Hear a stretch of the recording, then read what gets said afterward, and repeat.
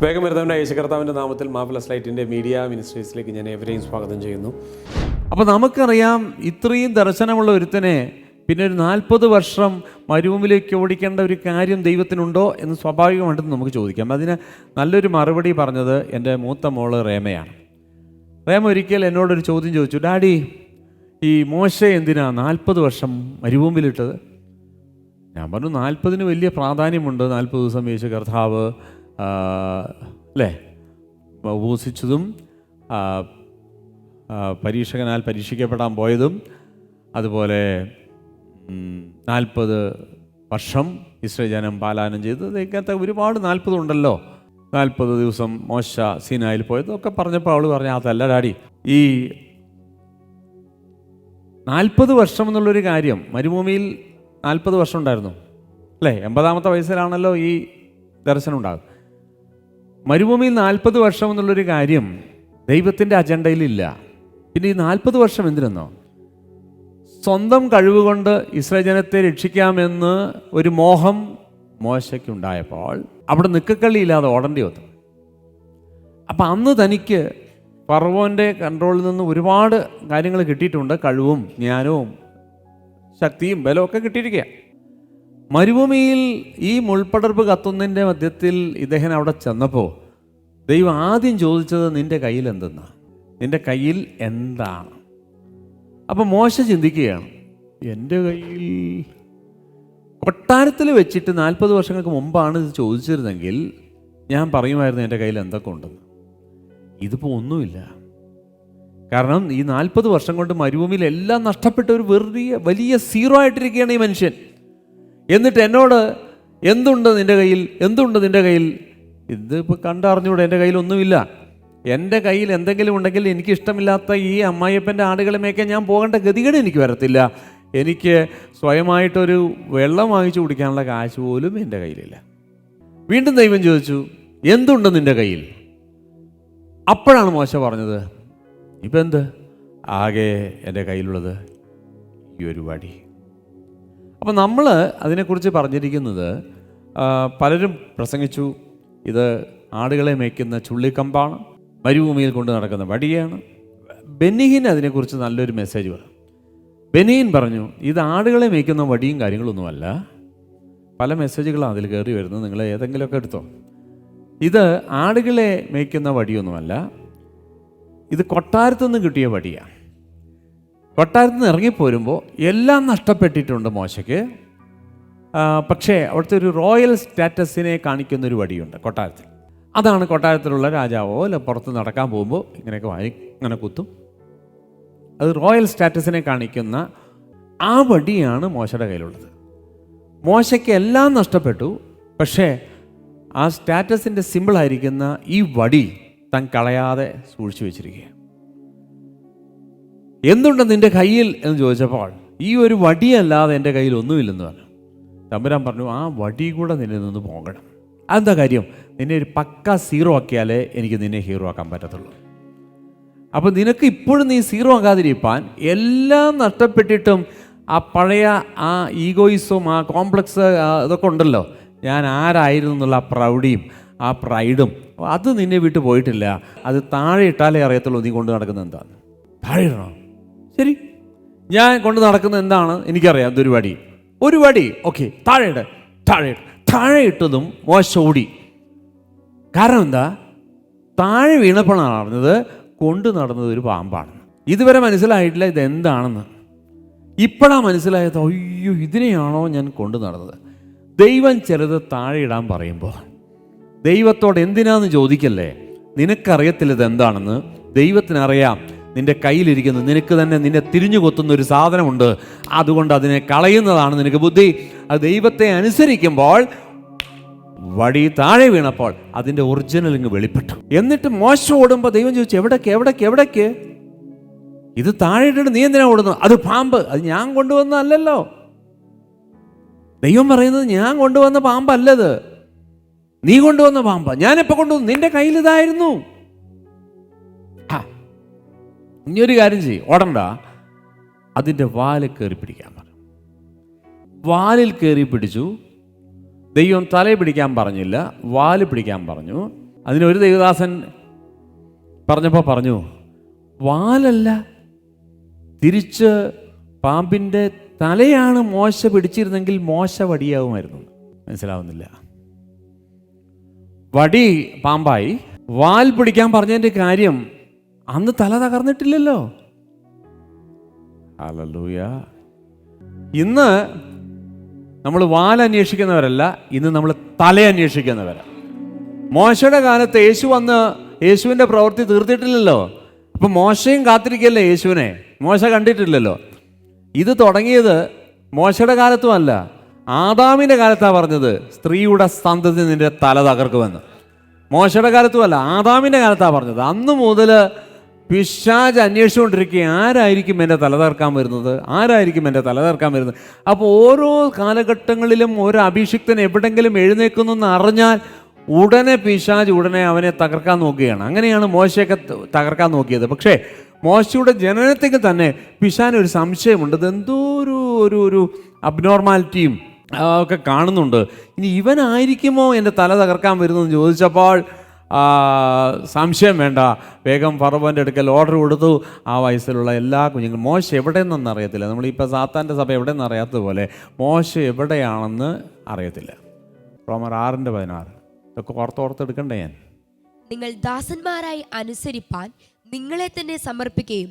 പിശാചിനോട് എതിർത്ത് നിന്നിട്ടില്ല, അതിനെ അനുസരിക്കാനാണ് തീരുമാനമെങ്കിൽ നിങ്ങൾ അതിനെ അനുസരിച്ചാൽ നിങ്ങളെ തന്നെ സമർപ്പിക്കുകയും നിങ്ങൾ അനുസരിച്ച് പോരുകയും ചെയ്യുന്നവന് ദാസന്മാർ ആകുമെന്ന് അറിയുന്നില്ല. അതിനെ ഒഴിപ്പിക്കാൻ ചെന്നിട്ടില്ല എങ്കിൽ ഇപ്പം ഞാൻ ചോദിക്കട്ടെ, ഒരു ഉത്തമ ഉദാഹരണം പറയാം. കേവാ പുരോഹിതൻ്റെ മഹാപുരോഹിതൻ്റെ 7 മക്കൾ. അന്ന് ഇതത്ര സുലഭമായൊരു ശുശ്രൂഷയല്ല. പക്ഷേ യേശു കർത്താവ് ഇതൊക്കെ ചെയ്യുന്നത്, പൗലോസ് ചെയ്യുന്നതൊക്കെ ഇവന്മാർ കണ്ടപ്പോൾ അവർ വിചാരിച്ചു ഇവർക്കെന്ത് ചെയ്യാമെന്ന് പറഞ്ഞിട്ട് ഓടിപ്പോയിട്ട് ഈ 7 പേരും കൂടെ ഒരു പിശാചിനെ പുറത്താക്കാൻ പോയി. പിശാച് ഒരു ചോദ്യം ചോദിച്ചു, നമുക്ക് യേശുവിനെ അറിയാം, പൗലോസിനെയും പരിചയമുണ്ട്, നമ്മൾ ആരാന്ന് ചോദിച്ചു. ഓക്കെ, നമ്മൾ വിചാരിച്ചു അതുകൊണ്ട് തീർന്നെന്ന്. നമ്മൾ ആരാന്നുള്ളൊരു പൂർണ്ണ ബോധ്യം നമുക്കില്ലെങ്കിൽ നമ്മൾ തീർന്നു എന്ന് ഉറപ്പിച്ചോ. കാരണം അതിൽ ഒരു വ്യക്തി പോലും രക്ഷപ്പെട്ടില്ല. ആ വാക്യം ഒന്ന് വായിച്ച് അങ്ങോട്ട് പോവാം. അപ്പോസ്തലപ്രവൃത്തി 19-ാം അധ്യായം പെട്ടെന്ന് എടുത്തേ. ആക്ട്സ് 19. ദൈവം പൗലോസ് മുഖാന്തരം അസാധാരണമായ വീര്യപ്രവർത്തികളെ ചെയ്യുകയാൽ അവന്റെ മെയ്മേൽ നിന്ന് റൂമാലും ഉത്തിരിയവും രോഗികളുടെ മേൽ കൊണ്ടുവന്നിടുകയും. അതുപോലെ അസാധാരണമായിട്ടുള്ള പരിശുദ്ധാത്മാവിന്റെ പ്രവർത്തനങ്ങൾ അവിടെ നടക്കുകയാണ്. വ്യാധികൾ അവരെ വിട്ടുമാറുകയും ദുരാത്മാക്കൾ പുറപ്പെടുകയും ചെയ്തു. എന്നാൽ ദേശാന്തരികളായി നടക്കുന്ന മന്ത്രവാദികളായ ചില യഹൂദന്മാർ പൗലോസ് പ്രസംഗിക്കുന്ന യേശുവിന്റെ നാമത്തിൽ ഞാൻ നിങ്ങളോട് ആണയിടുന്നു എന്ന് പറഞ്ഞു. യേശുവിന്റെ നാമം ചൊല്ലുവാൻ തുനിഞ്ഞു. ഇങ്ങനെ ചെയ്തവർ മഹാപുരോഹിതനായ സേവ എന്നൊരു യഹൂദന്റെ 7 പുത്രന്മാരായിരുന്നു. ദുരാത്മാവ് അവരോട്, യേശുവിനെ ഞാൻ അറിയുന്നു, പൗലോസിനെയും പരിചയമുണ്ട്, എന്നാൽ നിങ്ങൾ ആർ എന്ന് ചോദിച്ചു. പിന്നെ ദുരാത്മാവുള്ള മനുഷ്യൻ അവരുടെ മേൽ ചാടി അവരെ കീഴടക്കി ജയിക്കുകയാണ്. ദുരാത്മാവുള്ള മനുഷ്യൻ പോയില്ലെന്നല്ല, നിങ്ങൾക്കതിനെ പുറത്താക്കാൻ കഴിഞ്ഞില്ലെങ്കിൽ തീർന്നു. നിങ്ങൾ കുറിച്ചിട്ടോ, നിങ്ങൾക്ക് പിശാചിനെ പുറത്താക്കാൻ കഴിഞ്ഞിട്ടില്ലെങ്കിൽ അവൻ നിങ്ങളെ പുറത്താക്കിയിരിക്കും. നിങ്ങൾ കീഴ്പ്പെടേണ്ടി വരും. അതിന് ഏതിനോട് നിങ്ങൾ തോൽക്കുന്നു അതിന് നിങ്ങൾ കീഴ്പ്പെടേണ്ടി വരും. ദുരാത്മാവുള്ള മനുഷ്യൻ ഇവരുടെ മേൽ ചാടി ഇവരെ ഇരുവരെയും കീഴ്പ്പെടുത്തി ജയിക്കയാൽ അവർ നഗ്നരും മുറിവേറ്റരുമായി ആ വീട്ടിൽ നിന്ന് ഓടിപ്പോയി. ഇപ്പം ഞാൻ ചോദിക്കട്ടെ, ലൂക്കോസിന്റെ സുവിശേഷം 24 എടുത്ത് 24. ദൈവം പോകുന്ന പോലെ അങ്ങ് പോവാം, കൊണ്ടുപോകുന്ന പോലെ. ലൂക്കോസിന്റെ സുവിശേഷം 22:31. ശീമോനെ, സാത്താൻ നിങ്ങളെ ഗോതമ്പ് പോലെ പാറ്റേണ്ടതിന് കൽപ്പന ചോദിച്ചു. ശീമോനെ, ശീമോനെ ഒന്ന് പറഞ്ഞേ. ശീമോനെ പത്രോസേ എന്നല്ല, ശീമോനെ, ശീമോനെ ഒന്ന് പറഞ്ഞേ. ശീമോൻ എന്ന് പറഞ്ഞ പൊടി, ശീമോൻ എന്ന് പറഞ്ഞ ബലമില്ലാത്തത്. ദൈവം പലരുടെയും പേര് മാറ്റിയിട്ടുണ്ട്. ഒരിക്കൽ നിന്റെ പേര് എബ്രാം അല്ല, നിന്റെ പേര് എബ്രഹാം ആണെന്ന് പറഞ്ഞതിന് ശേഷം പിന്നെ ദൈവം ഒരിക്കലും എബ്രഹാമിനെ എബ്രാം എന്ന് വിളിച്ചിട്ടില്ല. ദൈവം പേര് മാറ്റാറുണ്ട്. പേര് മാറ്റിയിട്ടുണ്ടെങ്കിൽ പിന്നെ ഒരിക്കലും ദൈവം പഴയ പേരിൽ വിളിച്ചിട്ടില്ല. പക്ഷെ പേര് മാറ്റിയിട്ട് പഴയ പേരിൽ വീണ്ടും വിളിച്ച ഒരൊറ്റ ക്യാരക്ടർ ബൈബിളുള്ളത് പത്രോസാണ്. മനസ്സിലാവുന്നുണ്ടോ? യേശു കർത്താവ് ആണ് നീ കേഫ അല്ലേ, നീ പത്രോസാകുന്നു, ഇതൊക്കെ പറഞ്ഞു. അപ്പൊ ദൈവം തന്നെ ശിമോന്റെ പേര് മാറ്റിയതാണ്, യേശു മാറ്റി. എന്നിട്ട് യേശു ആ പഴയ പേരിൽ വീണ്ടും പത്രോസിനെ വിളിച്ചു. കാരണം പേര് മാറ്റിയിട്ടും എന്തില്ല, ആള് മാറിയില്ല. പേര് മാറ്റിയാൽ ആള് മാറണം. അബ്രഹാമിനോട് പറഞ്ഞു, നിന്റെ പേര് അബ്രഹാം അല്ല, ഇന്നു മുതൽ നീ എബ്രഹാം എന്ന് നീട്ടി വിളിച്ചപ്പോ വീട്ടിലേക്ക് പോകുന്ന വഴി പലരും കണ്ടു, എബ്രഹാമേ, എൻ്റെ പേര് എബ്രഹാം അല്ല, എൻ്റെ പേര് എബ്രഹാം. ഒരു കുഞ്ഞു പോലും ഇല്ലല്ലോ, നിന്നെ എങ്ങനെ എബ്രഹാം എന്ന് വിളിക്കുക, ജാതികൾക്ക് പിതാവെന്ന് വിളിക്കുക. വരുന്നുണ്ട്, അതാണ് എബ്രഹാം. അത് ദൈവത്തിന് നല്ല ഉറപ്പാ. ഒരു കാര്യം പറഞ്ഞപ്പോൾ അതുപോലെ എബ്രഹാം അങ്ങ് വിശ്വസിച്ചു. ആശയ്ക്ക് വിരോധമായി ആശയോടെ വിശ്വസിച്ചെന്നായിരുന്നു. പക്ഷേ പത്രോസ് അങ്ങനെയല്ലായിരുന്നു. പത്രോസ് വീണ്ടും വീക്കായിരുന്നു. പാറ എന്നൊക്കെ പറഞ്ഞിട്ടും കല്ലെന്ന് പറഞ്ഞിട്ടും പൊടി അത് മാറിയിട്ടില്ല, സ്വഭാവം മാറാത്തതുകൊണ്ട് വീണ്ടും വിളിച്ചു, ശിമോനെ ശിമോനെ, നിങ്ങളെ സാത്താൻ കോതമ്പ് പാറ്റേണ്ടതുപോലെ പാറ്റാൻ കൽപ്പന വെച്ചിരിക്കുകയാണ്. ഞാൻ നിന്റെ വിശ്വാസം പോയി പോകാതിരിപ്പാൻ ഞാൻ നിനക്ക് വേണ്ടി പ്രാർത്ഥിക്കും. അപ്പം നിങ്ങൾ വീക്കായിരിക്കുന്നിടത്തോളം കാലം സാത്താൻ എപ്പോൾ വേണമെങ്കിലും പാറ്റും. അതുകൊണ്ടാണ് ഞാൻ പറയുന്നത് സ്പിരിച്വലി നിങ്ങൾ സ്ട്രോങ് ആകണം. അപ്പോൾ വീക്കായാൽ ശിമോനെ ശിമോനെ, സാത്താൻ നിന്നെ കോതമ്പ് പാറ്റേണ്ടതുപോലെ പാറ്റാൻ എന്നോട് കൽപ്പന ചോദിച്ചു. അപ്പം നിങ്ങൾ വീക്കായിരിക്കുന്നിടത്തോളം എന്ത് ചെയ്യും? ശത്രു ചെറിയൊരു കാറ്റിൽ നിന്നെ പാറ്റിക്കളയും. ക്രിസ്തുവിൽ സ്ട്രോങ് ആകുക. ഒരു വിടുതലിൻ്റെ പിറകിൽ പോയി കഴിഞ്ഞാൽ അബദ്ധമാണ്. കേരളത്തിലെ വിശ്വാസികൾ വിടുതലുകളുടെ പിറകിലാണ്. അവർക്ക് ക്രിസ്തുവിൽ സ്ട്രോങ് ആകുക എന്നുള്ളൊരു ലക്ഷ്യമില്ല. കാരണം ഇതുവരെ അങ്ങനെ ഒരു ചരിത്രമില്ല. പിതാക്കന്മാരെല്ലാം ഇങ്ങനെ വിടുതലിൻ്റെ പിറകെ പോയി മരിച്ചു പോയവരാണ്. അവരിപ്പോൾ സ്വർഗത്തിൽ ചെന്ന്, സ്വർഗത്തിലൊക്കെ പോയി കാണും, അവിടെ ചെന്ന് കരയുന്ന കാര്യം ഇവിടെയുള്ള വിശുദ്ധന്മാരെ അറിഞ്ഞിട്ടില്ല. അവിടെ ചെല്ലുമ്പോഴാണ് അറിയുന്നത് വിടുതലിനല്ല അങ്ങോട്ട് അയച്ചത് ദൈവത്തിൻ്റെ പദ്ധതിക്കായിരുന്നു. അതിന് നമ്മളോട് ഇതാരും പഠിപ്പിക്കുന്നുമില്ല. അതുകൊണ്ട് നമ്മൾ അതേ സിസ്റ്റത്തിൽ തന്നെ ഫോളോ ചെയ്യാം, അതേ പഴയ സിലബസിൽ തന്നെ പോവുകയാണ്. നല്ലൊരു ശതമാനം ആൾക്കാർക്ക് മീറ്റിങ്ങിന് പോകാൻ ഫെഡപ്പായി. ഇപ്പം മോള് രാവിലെ വിളിച്ചിട്ട് പറഞ്ഞു, ഡാഡി കാനഡയിൽ എല്ലാ ആഴ്ചയിലൊന്നും ആൾക്കാർ ചർച്ചകളിൽ പോകത്തില്ല. ഇവിടെ 2 കൂട്ടരാണുള്ളത്. ഒന്ന് വളരെ കൂളാണ്, അവരെപ്പോഴെങ്കിലും ഒരു ചർച്ച പോയാൽ പോയി. രണ്ടാമത് കുറച്ച് ഹോട്ടാണ്, അവർക്ക് ചർച്ച് പോകണമെന്നുണ്ട്, പക്ഷേ അവർക്ക് നഴ്സറി മാത്രമേ അറിയത്തുള്ളൂ. ഒരിക്കൽ കർത്താവ് തന്നെ പറഞ്ഞു, ബുദ്ധിയുള്ള മനുഷ്യൻ വചനം കേൾക്കുക മാത്രമല്ല അത് ചെയ്യുന്നവരായിരിക്കും. അതെങ്ങനെയെന്ന് ചോദിച്ചു. അവൻ ആഴെക്കുറിച്ച്, എൻ്റെ വചനം കേട്ടനുസരിക്കുന്നവൻ ആഴെക്കുറിച്ച് പാറമേൽ വീട് പണിയുന്ന മനുഷ്യൻ തുല്യൻ. വചനം കേട്ട് അനുസരിക്കുന്നവൻ, വെറുതെ കേട്ട് പോകുന്നവനല്ല, കേട്ട് ചെയ്യുന്നവൻ ആഴെക്കുറിച്ച് പാറമേൽ വീട് പണിയുന്ന ബുദ്ധിമാനായ മനുഷ്യന് സാദൃശ്യം. വെള്ളം പൊങ്ങി, മഴ പെയ്തു, വെള്ളം പൊങ്ങി, കാറ്റടിച്ചു, അതിനൊന്നും സംഭവിച്ചില്ല. കാരണം അതിൻ്റെ അടിസ്ഥാനം പാറമേലായിരുന്നു.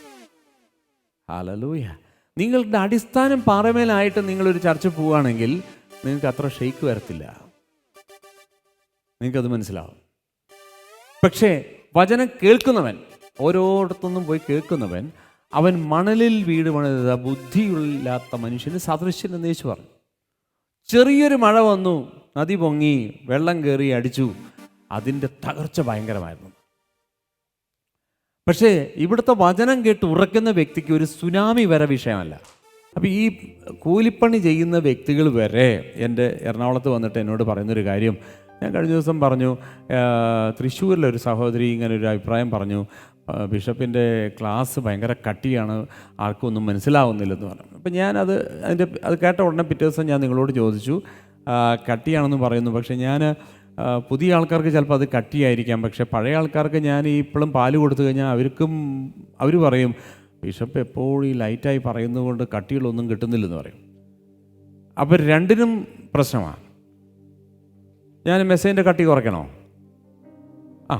അപ്പോൾ നിങ്ങൾ കുറച്ചുകൂടെ മെച്ചുവേർഡാണ്. അപ്പോൾ നിങ്ങൾക്ക് ഇനിയിപ്പോൾ നിങ്ങൾ 6ാം ക്ലാസ്സിലാണ് ഇരിക്കുന്നത്, ഞാൻ എങ്ങനെ ഇനിയിപ്പോൾ പ്രാവേ കൂടെ വിടെന്ന് പറയുമ്പോൾ നിങ്ങൾക്ക് ഒരുമാതിരി എന്താ പറയുന്നത്, വളരെ ചൈൽഡിഷായി പോകും നിങ്ങൾ.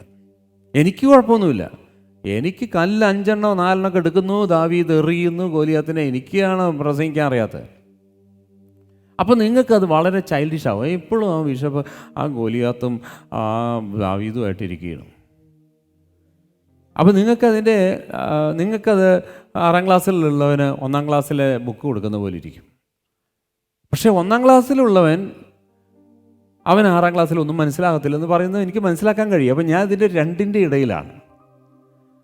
അതുകൊണ്ട് അവന് മനസ്സിലാകത്തില്ലെന്ന് എനിക്കറിയാം. അവൻ മനസ്സിലാക്കുന്നില്ലെന്ന് അറിയുന്നതുകൊണ്ടാണ് ഇടയ്ക്ക് ഞാൻ തമാശയും പറഞ്ഞ് പാട്ടൊക്കെ പാടുന്നത്. അപ്പോൾ അവൻ ഇതിൻ്റെ അകത്തേക്ക് ഇങ്ങനെ കൂടിക്കോളും. കുറച്ച് കഴിയുമ്പോൾ കുറച്ച് മനസ്സിലാവും. ലാസ്റ്റിൽ കൂടുതൽ മനസ്സിലാവും. തുടക്കത്തിൽ അവനൊന്നും മനസ്സിലാകത്തില്ല. ഞാൻ ആദ്യമായിട്ട് ഇതുപോലൊരു പള്ളിയിൽ ചെന്നപ്പോൾ എനിക്ക് മനസ്സിലാവുന്ന രീതിയിലൊന്നും പാസ്റ്റർ പ്രസംഗിച്ചില്ല.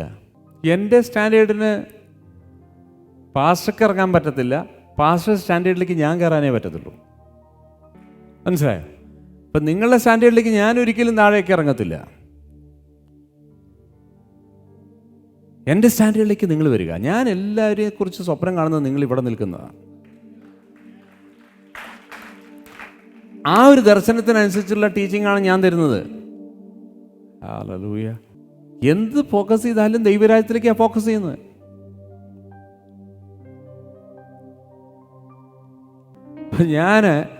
നമ്മൾക്ക് 2 കാര്യം ചെയ്യാം. ഒന്ന്, നമ്മൾ മനുഷ്യരെ പ്രസാദിപ്പിക്കാം. 2, ദൈവത്തെ പ്രസാദിപ്പിക്കാം. മനുഷ്യരെ പ്രസാദിപ്പിക്കാൻ ഇറങ്ങിയിട്ട് എനിക്കൊരു സ്റ്റേജ് വേണ്ട.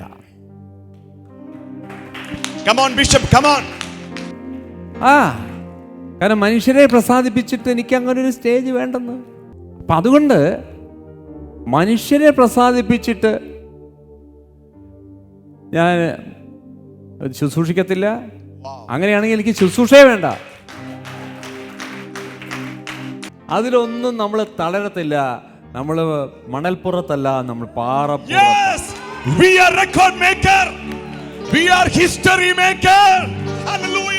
കാൽമുട്ടിൻ്റെ ചിരട്ട മാറിയതാണ് 4 വർഷത്തിന് മുമ്പ്. അതിനുശേഷം ഭയങ്കര വേദനയായിരുന്നു. ബാൻഡേജൊക്കെ ചുറ്റിയാണ് കിടക്കുന്നത്. അതിനുശേഷം തണുപ്പ് വരുമ്പോൾ കാൽ മസിലിനെല്ലാം ഭയങ്കര വേദന. ഇപ്പോൾ പ്രാർത്ഥിച്ചിരുന്നപ്പോൾ പെട്ടെന്ന് ഒരു ചൂട് അനുഭവപ്പെട്ട് കാലിന്. അപ്പോൾ അതങ്ങ് പോയി. ഓപ്പറേഷൻ കഴിഞ്ഞിട്ട് എത്രയായി? ഓപ്പറേഷൻ അല്ല, ചിരട്ട മാറ്റി വെച്ചു. അല്ല, മാറിയത് മാത്രമേ ഉള്ളൂ. ഓക്കെ, ചിരട്ട മാറി. അതിനുശേഷം വേദനയാണ് കാൽ മുഴുവൻ. കഴിഞ്ഞ 4 വർഷമായി അനുഭവിച്ചിരിക്കുന്ന വേദനയാണ്. കുഴ തെറ്റിയതാണ് അന്നത്തെ പ്രശ്നം 4 വർഷം മുമ്പ്. പക്ഷെ അതിനുശേഷം താൻ 4 വർഷം ഈ വേദനയും കൊണ്ട് നടക്കുകയാണ്. തനിക്ക് തണുപ്പ് പറ്റത്തില്ല. അകത്ത് ശരീരത്തിൽ ഇപ്പോൾ നിങ്ങളിവിടെ പ്രാർത്ഥിച്ചു കൊണ്ടിരിക്കുമ്പോൾ പെട്ടെന്ന് തൻ്റെ ശരീരത്തിൽ ഒരു ചൂടടിക്കുകയും ആ വേദന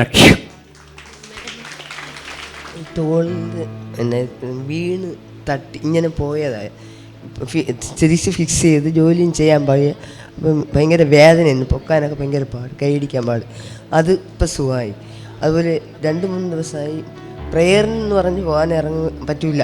എനിക്ക് കാലിൻ്റെ താഴെ വേദന, മുട്ടുവേദന ഒരിക്കലും ഇല്ലായിരുന്നതാണ്. എല്ലാം പ്രശ്നം. ഇന്ന് രാവിലെ ഇപ്പം 2-3 പ്രാവശ്യം എന്തോ സ്പ്രേ അടിക്കും പോലെ വന്നടിച്ചു.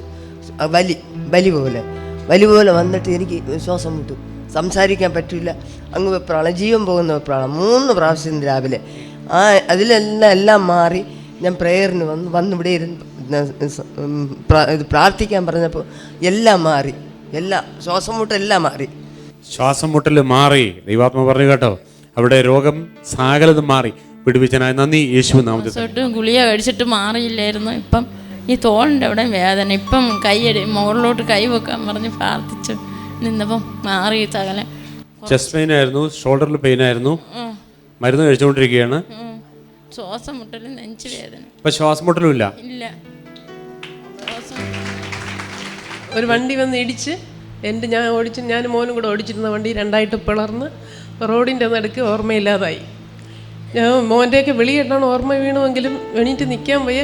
തലയൊക്കെ മുഴിച്ച് പൊട്ടിയിട്ടൊന്നുമില്ല. പക്ഷേ ഇടിച്ച വണ്ടിക്കാരൻ ഒത്തിരി പരിക്ക്. എനിക്ക് മോനും ഒരു കുഴപ്പം പറ്റി. പക്ഷേ നട്ടല് അന്ന് തൊട്ട് ഭയങ്കര വേദനയാണ്.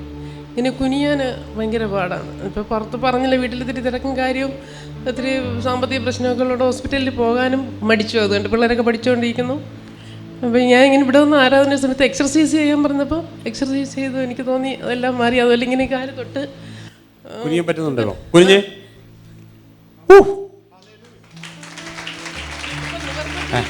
നിവർന്നപ്പോഴാ പെയിൻ ഇല്ല. നീ വരുമ്പോഴും പെയിനില്ല. എൻ്റെ പേര് ശോഭന എന്നാണ്.